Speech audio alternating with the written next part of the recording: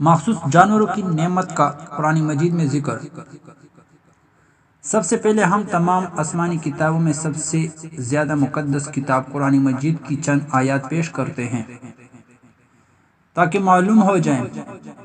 کہ جانوروں کا معاملہ اسلام کی نظر میں کتنا اہم ہے، کہ ان کو اس عظیم مقدس کتاب میں بھی مستقل جگہ دی گئی ہے اور ان کا مختلف طریقوں سے تذکرہ کیا گیا ہے۔ اللہ تعالیٰ نے قرآن مجید میں مختلف مقامات پر جانوروں کا بطور نعمت تذکرہ فرمایا ہے اور ان کے مختلف فوائد کا بھی ذکر ہے، جن میں سے چند آیات کا ذکر کیا جاتا ہے۔ سورۃ انعام میں اللہ تعالیٰ کا ارشاد ہے، ترجمہ: اور اللہ تعالیٰ نے چوپایوں میں بوجھ اٹھانے والے یعنی بڑے بڑے بھی پیدا کیے اور زمین سے لگے ہوئے یعنی چھوٹے چھوٹے بھی، پس اللہ کا دیا ہوا رزق کھاؤ اور شیطان کے نقش قدم پر نہ چلو، وہ تمہارا کھلا دشمن ہے۔ یہ بڑے چھوٹے چارپائے 8 جوڑے ہیں، 2 بھیڑوں میں سے اور 2 بکریوں سے، یعنی ایک نر اور ایک مادہ۔ اور اگلی آیات میں ارشاد ہے، اور دو اونٹوں میں سے اور 2 گایوں میں سے۔ مطلب یہ ہے کہ اللہ تعالیٰ نے بڑے اور اونچے قد کے جانور بھی پیدا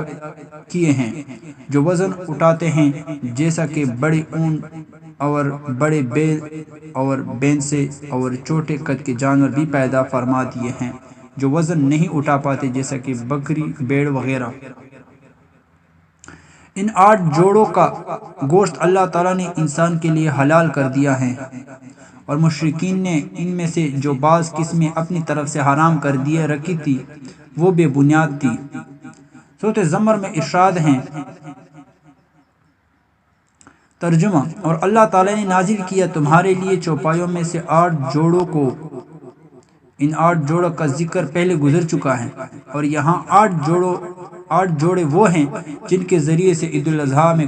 قربانی درست ہوتی ہے، اور انہی جانوروں کے ذریعے سے عقیقہ کیا جا سکتا ہے، اور انہی جانوروں سے حج عمرہ میں دم ادا کیا جاتا ہے۔ سورۃ النحل میں ارشاد ہے، ترجمہ: اور چوپایوں کو بھی اللہ تعالیٰ نے پیدا کیا ہے، ان میں تمہارے لیے گرمی حاصل کرنے کا سامان اور بہت سے دوسرے فوائد ہیں، اور ان میں سے بعض کو تم کھاتے بھی ہو، اور جب شام کو انہیں جنگل سے لاتے ہو اور جب صبح کو جنگل چرانے لے جاتے ہو تو ان سے تمہاری عزت و شان، اور دور دراز شہروں میں جہاں تم سخت مشقت کے بغیر پہنچ نہیں سکتے وہ تمہارے بوجھ اٹھا کر لے جاتے ہیں۔ بے شک تمہارا رب نہایت شفقت والا اور مہربان ہے۔ اور اسی نے گھوڑے اور خچر اور گدھے پیدا کیے ہیں تاکہ تم ان پر سوار ہو، اور وہ تمہاری رونق و زینت بھی ہیں، اور وہ اور چیزیں بھی پیدا کیے ہیں جن کی تم کو خبر نہیں۔ ان آیات میں اللہ تعالیٰ نے چوپایوں یعنی اونٹ، گائے، بھیڑ، بکری وغیرہ کے فوائد کا بھی ذکر کیا ہے۔ ان میں سے بعض کے بال یا اون وغیرہ سے سردی سے بچنے کے لیے مختلف قسم کے کپڑے اور لباس تیار کیے جاتے ہیں۔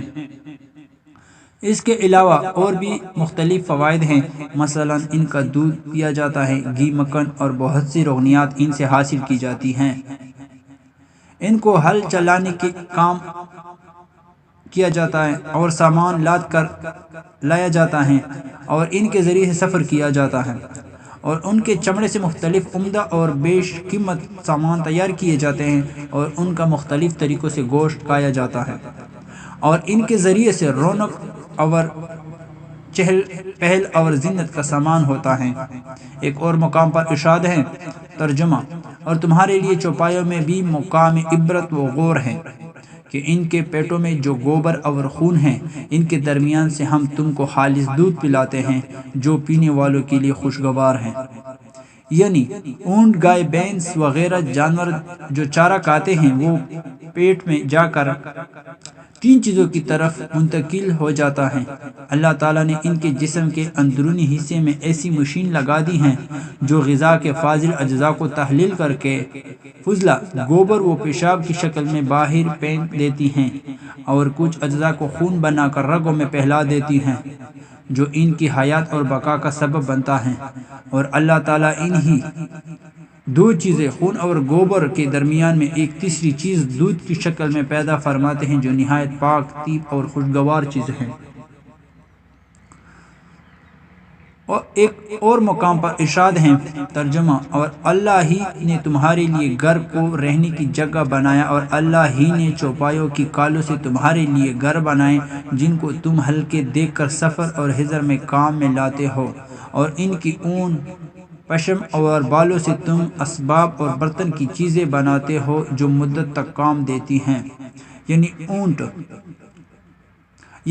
پتھر کے مکانوں کو تو کہیں منتقل نہیں کر سکتے، لیکن چمڑے اور اون وغیرہ سے بنے ہوئے خیمے ہلکے ہونے کی وجہ سے سفر و حضر میں ہر جگہ منتقل اور نصب کیے جا سکتے ہیں۔ اور سورۃ الحج میں ارشاد ہے، ترجمہ، کیا تم نے نہیں دیکھا کہ جو مخلوق آسمانوں میں ہے اور جو زمین میں ہے، اور سورج اور چاند، ستارے اور پہاڑ اور درخت اور چوپائے، اور بہت سے انسان اللہ کو سجدہ کرتے ہیں، اور بہت سے ایسے ہیں جو غذا پر ثابت ہو چکا اور بہت سے ایسے ہیں جن پر عذاب ثابت ہو چکا ہے، اور جس کو اللہ ذلیل کرے اس کو عزت دینے والا کوئی نہیں، بے شک اللہ جو چاہتا ہے کرتا ہے۔ اس سے معلوم ہوا کہ سورج، چاند، ستارے، پہاڑ، درخت سمیت جانور بھی اللہ کی عبادت کرتے ہیں۔ ایک اور مقام پر ارشاد ہے، ترجمہ، ان جانوروں میں ایک مقرر وقت تک تمہارے لیے فائدہ ہے، پھر ان کو قدیم گھر یعنی بیت اللہ تک پہنچانا اور ذبح ہونا ہے، اور ہم نے ہر امت کے لیے قربانی کا طریقہ مقرر کر دیا ہے تاکہ جو چوپائے اللہ نے ان کو دیے ہیں ان کے ذبح کرنے کے وقت ان پر اللہ کا نام لے۔ مطلب یہ ہے کہ اونٹ، گائے، بھیڑ، بکری وغیرہ سے تم بہت سے فائدے حاصل کرتے ہو، مثلا سواری کرنا، دودھ پینا، نسل چلانا، اون کال وغیرہ کام میں لانا، اور پھر اس کے بعد ان کو بیت اللہ کے حج کے موقع پر ذبح بھی کیا جاتا ہے، اور انہی کو اللہ کے نام پر قربان کیا جاتا ہے۔ اور سورۃ المؤمنین میں ارشاد ہے، ترجمہ، اللہ ہی تو ہے جس نے تمہارے لیے چوپائے بنائے تاکہ ان میں سے بعض پر سوار ہو اور بعض کو تم کاتے ہو، اور تمہارے لیے ان میں اور بھی فائدے ہیں، اور اس لیے بھی کہ کہیں جانے کی تمہارے دلوں میں جو حاجت ہو ان پر بیٹھ کر وہاں پہنچ جاؤ، اور ان پر اور کشتیوں پر تم سوار ہوتے ہو، اور تمہیں اپنی نشانیاں دکھاتا ہے تو تم اللہ کی کن کن نشانیوں کو ٹکراؤ گے۔ مطلب یہ ہے کہ چوپایوں کی شکل میں اللہ تعالیٰ نے انسان پر انعام و احسان فرما کر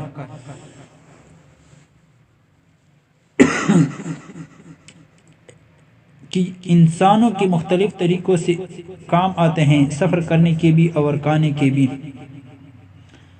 ایک اور جگہ پہ ارشاد ہے،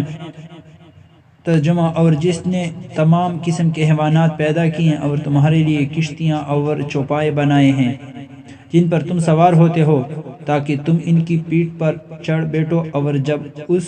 سواری پر بیٹھ جاؤ تو اپنے رب کے احسان کو یاد کیا کرو اور کہا کرو کہ وہ ذات پاک ہیں جس نے اس سواری کو ہمارے تابع کر دیا،